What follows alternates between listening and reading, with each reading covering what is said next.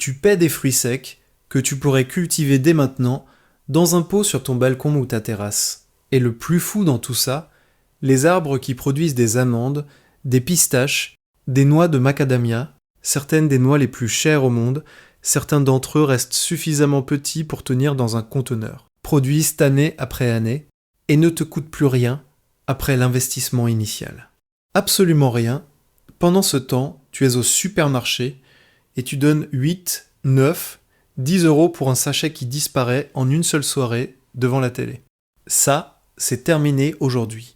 Je te présente maintenant 7 de ces arbres, du numéro 7 jusqu'à celui qui va bouleverser ta façon de jardiner. Et si tu ne veux pas rater les autres arbres fruitiers en conteneur, les arbustes fruitiers et les cultures qui économisent l'espace que nous analysons sur cette chaîne, abonne-toi maintenant. Parce que ceux qui ne le font pas perdent chaque jour des informations précieuses sur la nourriture gratuite. Bien, commençons. Numéro 7, la noix de pécan. Avant de penser à fermer la vidéo, oui, la noix de pécan en pot. Écoute-moi, parce que c'est là que la plupart des gens perdent leurs repères. Le pacanier standard est énorme. On parle de 18, 24, voire 30 mètres de hauteur à l'état sauvage. Mais voici ce que la plupart des jardiniers ne savent pas. Il existe des sélections naines et semi-naines de pacaniers, des variétés comme Pawnee, Cheyenne et Elliott, qui peuvent être gérées agressivement en conteneur et maintenues à une fraction de cette taille grâce à la taille des racines et à la restriction du pot. Et la restriction du conteneur est en réalité l'un des outils les plus puissants que tu aies. Car limiter le système racinaire ralentit intentionnellement la croissance végétative et redirige l'énergie de la plante vers la production reproductive, c'est-à-dire les noix. Le pacanier supporte bien le froid et aime la chaleur. Tu veux un conteneur profond, et c'est crucial, pas seulement large. Les pacaniers développent un pivot racinaire profond, donc utilisent un pot d'au moins 60 cm de profondeur et environ 100 à 120 litres de volume. Utilise un mélange argileux bien drainant avec du compost ajouté. Et assure-toi que le sol ne se dessèche pas complètement pendant la période de croissance. Active. Le pacanier est un arbre de caractère. Numéro 6. Le châtaignier chinois. C'est un véritable game changer et honnêtement peut-être l'arbre à noix le plus sous-estimé de toute la liste. Voici pourquoi. Le châtaignier chinois est l'un des rares arbres à noix véritablement résistants à la maladie de l'encre et au chancre du châtaignier. Si tu sais quelque chose sur le châtaignier européen, pratiquement anéanti par cette maladie au XXe siècle, alors tu sais que ce n'est pas une plaisanterie. Le châtaignier chinois porte une résistance naturelle et la transmet à ses descendants. Tu pars donc d'emblée avec un arbre qui a une durabilité intégrée. On parle de l'un des arbres à noix les plus résistants au froid de cette liste, qui supporte tout aussi bien la chaleur estivale. Taille du conteneur, 60 à 75 litres pour commencer, bien que 100 litres soit idéal pour un arbre mature. Le sol doit être bien drainant et légèrement acide. Un pH entre 5,5 et 6,5 est la plage optimale. Voici quelque chose qui t'évitera beaucoup de frustration. Les châtaigniers chinois ne sont pas complètement autofertiles. Techniquement, tu as besoin de 2 arbres différents pour une bonne pollinisation et une récolte solide. Mais voici la nuance. Ils produisent parfois quelques noix avec un seul arbre, juste pas de façon garantie et pas en grande quantité. Plante donc 2 exemplaires dans des conteneurs séparés et tu seras récompensé.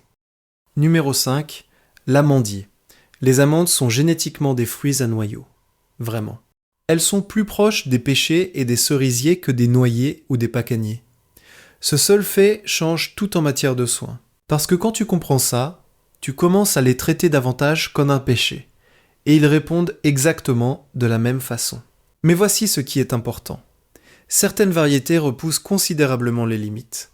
All-in-One et Garden Prince sont 2 variétés d'amandiers nains autofertiles, et le mot autofertile est énorme, car presque toute autre variété d'amandier nécessite un arbre pollinisateur séparé. Garden Prince, en particulier, reste naturellement compact, atteignant 1,8 à 2,4 mètres, sans taille agressive, ce qui le rend presque fait pour la culture en conteneur. Taille du conteneur, 60 à 75 litres, plein soleil, les amandiers ne performent pas à l'ombre. Le drainage est absolument critique, car les amandiers sont extrêmement sensibles à la pourriture des racines. Le mélange de rempotage doit être rapidement drainant, presque sablonneux, avec une bonne matière organique incorporée. Arrose abondamment, mais rarement, une fois l'arbre bien établi. Un avertissement de timing qui surprend les gens. Les amandiers fleurissent incroyablement tôt dans la saison. On parle de la fin de l'hiver jusqu'au tout début du printemps. La floraison précoce est magnifique, mais dangereuse, car une gelée tardive détruira les fleurs et toute la récolte de l'année. Numéro 4. Le pistachier. Si tu as déjà vu le prix des pistaches en magasin et pensé comment une noix peut-elle coûter autant, cultiver tes propres pistaches sera extraordinairement satisfaisant. Mais soyons honnêtes l'un envers l'autre. Le pistachier n'est pas facile, il est gratifiant, fascinant et tout à fait cultivable en conteneur. Mais il exige des conditions spécifiques que tu dois respecter. Le pistachier a besoin de deux choses qui semblent contradictoires à première vue. Un long été chaud et sec et un vrai hiver froid. On parle de 600 à 1000 heures de froid en dessous de 7 degrés Celsius en hiver pour que la dormance se réinitialise correctement. Sans ce froid, l'arbre ne formera pas correctement ses fleurs la saison suivante. Le pistachier est dioïque. Les arbres individuels sont soit mâles, soit femelles, pas les deux. Tu as besoin d'un mâle pour polliniser plusieurs femelles. Le ratio typique dans les vergers commerciaux est d'un mâle pour 8 ou 10 femelles. Dans un jardin en conteneur, tu as besoin au minimum d'un mâle et d'une femelle. Il existe maintenant une variété appelée Peters, l'un des pollinisateurs mâles les plus utilisés, suffisamment compact pour la culture en conteneur aux côtés d'une variété femelle, comme Kerman. Taille du conteneur, 75 à 100 litres. Sol exceptionnellement bien drainant, le pistachier déteste vraiment les pieds dans l'eau. Un mélange de sol sablonneux, de perlite et d'une petite quantité de compost fonctionne parfaitement. Temps jusqu'aux premières noix, 5 à 7 ans. C'est un jeu sur le long terme. Mais une fois qu'ils commencent à produire, ils produisent pendant des décennies. Commercialement, les pistachiers sont souvent productifs pendant plus de 100 ans. Numéro 3. Le noisetier. Le noisetier est peut-être l'arbre à noix le plus convivial pour les débutants de toute la liste. Et je dis ça avec confiance parce qu'il est rapide, robuste, productif et, en conteneur, reste gérable, avec un effort presque embarrassant.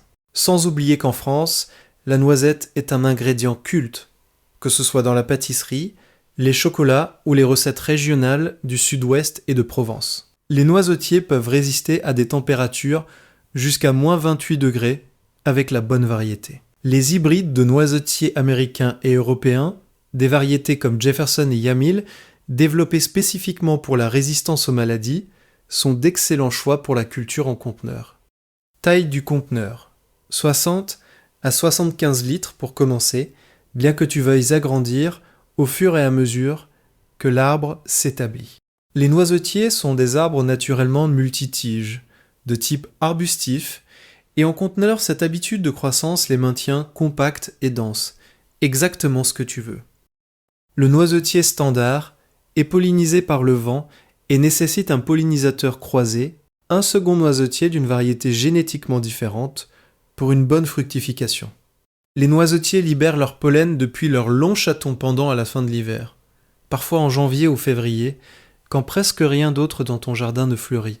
Ces chatons sont l'une des premières sources de pollen disponibles pour les abeilles actives par temps froid.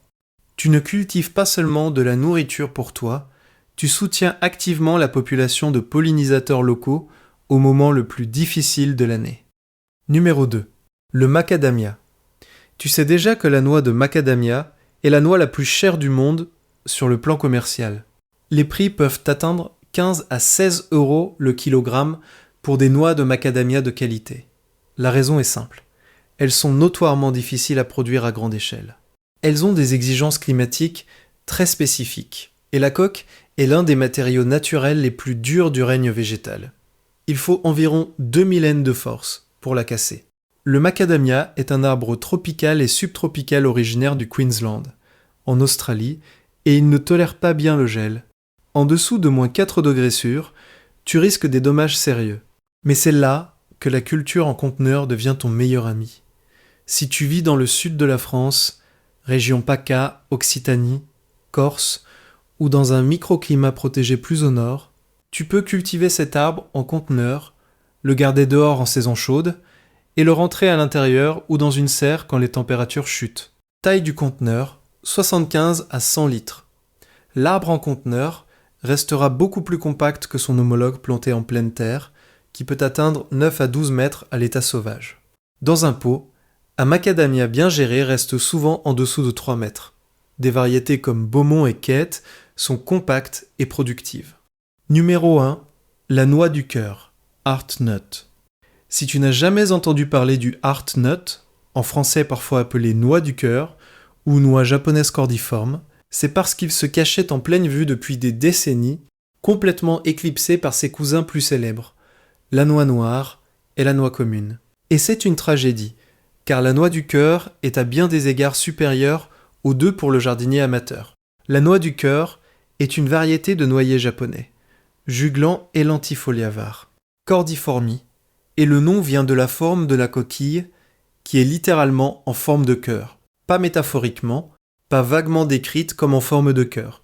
Vraiment, distinctement, immédiatement reconnaissable en forme de cœur. Quand tu la verras, tu comprendras immédiatement pourquoi elle s'appelle ainsi. Tu viens de découvrir 7 arbres à noix, dont la plupart des jardiniers ignorent qu'on peut les cultiver en conteneur. De la profondeur racinaire et du besoin de 2 variétés du pacanier, à la résistance aux maladies et à la faible teneur en graisse du châtaignier chinois, en passant par l'amandier autofertile à floraison précoce, le pistachier incroyablement patient et gratifiant, le noisetier résistant au froid et nourricier de pollinisateurs, le luxe tropical du macadamia, et enfin, l'arbre à noix le plus sous-estimé du monde du jardinage en conteneur, la noix du cœur. En première place parce qu'elle t'offre la qualité gustative de la noix, des dimensions gérables, un cassage facile et un faible impact de juglone. Le tout dans une plante extraordinaire dont la plupart des gens n'ont littéralement jamais entendu parler. Chacun de ces arbres peut produire de vraies noix récoltables sur ton balcon, ta terrasse, ton jardin ou ton toit. Tu n'as pas besoin d'un verger. Tu as besoin des bonnes informations, du bon conteneur et de la patience de laisser ces arbres faire ce pourquoi ils ont été conçus. Le supermarché devient plus cher chaque année. Ton jardin de noix en conteneur ne fait que devenir plus productif. Abonne-toi et à bientôt pour le prochain épisode.